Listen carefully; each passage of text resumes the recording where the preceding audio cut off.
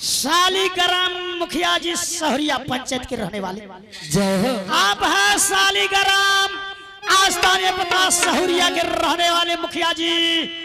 उन्होंने 11 से 51 रुपया के पुरस्कार भेजे हैं इस कलाकारों को। मैं उन बाबू को, उन मुखिया जी को हमारे पार्टी बद्री बाबू का ओर से, माँ भगश्री का ओर से, तमाम सर समाज का ओर से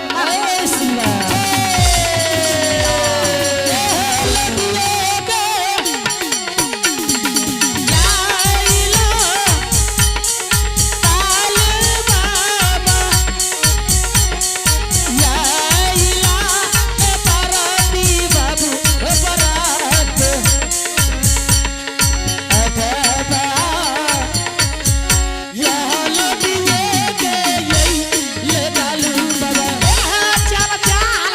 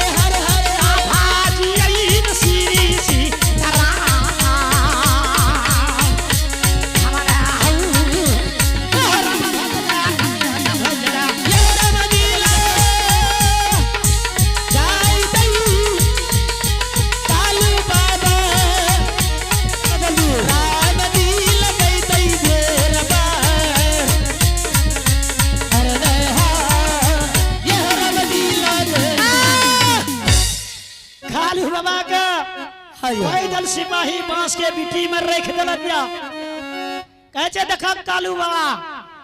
हाँ ए बाबा ए जितना जुएल का बांस है सा हे जैसे खींचे छै सा बुझलक ने आ हे छोटका काने जेर जे छोड़लक या हां बेटा ई त खींचे छै बांस। अच्छा हे जुएल का से काटी है छै जुएल का सका काटो। हां एकोटा जितना छ लंबा लंबा एकोटा ने काटिए सब काचे छै। हे नोई बात है तो हमरा बुढ़ारी दे फिर के बुढ़ारी में होता है पर नहीं होता है हेते कना नहीं होते काट कर तब नहीं होता है। अच्छा करवा कोशिश जल्दी करिया बुझल ने जे सब नंबर होता है एकोटा काटिए काचे छै बिल्कुल काचे छै अच्छा जे अपना अपना के छ नहीं से एकरा के काट लिया। हाँ जी दोस्तों आप है इनाम के दर में रुको आप है इनाम के दर में थरवा के लखन कुमार उन्होंने यह कालू बाबा को पर खुश होकर करके ये 11 रुपया पुरस्कार दिए हैं। उन सलमान जी को अपने पार्टी करके माँ भगवती करके हार्दिक अभिनंदन करता हूँ। जय हिंद जय भारत।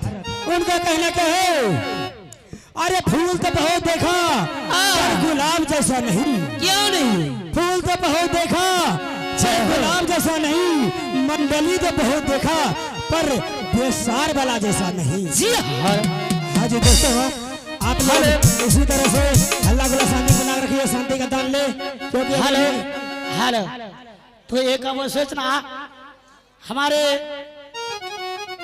हर घर बेसार बद्री बाबू का पार्टी है। हर जिस गांव में जिस बस्ती में अगर जरूरी है इस मंडली को सीधा बेसार के भिता पर पहुंच जाने का कोशिश करेंगे। हाल